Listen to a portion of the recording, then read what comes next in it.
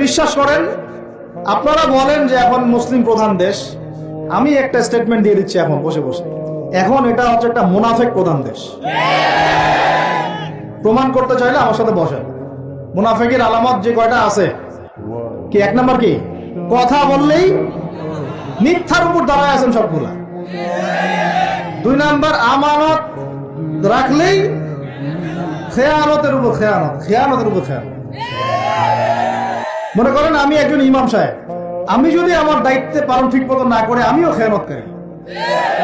এই যে লেকচার দিতে বসছি, এখন আমি যদি চিন্তা করি যে ডাইনে বামে কথা বলে সময় পার করে দেই, হক কথা বলার দরকার নাই, বললে আবার এটা সেটা, আমি হচ্ছে এখানে এই চেয়ারের খেয়ানতকারী।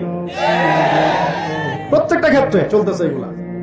তিন নাম্বার হচ্ছে যখনই ওয়াদা করে কি করে বলেন তো, কয়জন ওয়াদা রাখি আমরা? কোন কোন সময় দেখা যায় অমুসলিম ওয়াদা রাখছে, মুসলমান রাখে নাই। দুধ কিনতে যাবেন, আমরা হিন্দু ভাইয়ের দোকান খুঁজতেছি, ও পানি মিশাবে না, আপনার কনফিডেন্স তৈরি হয়ে গেছে। মুসলমানের দোকানে যান না কেন, ও পানি মিশাবে।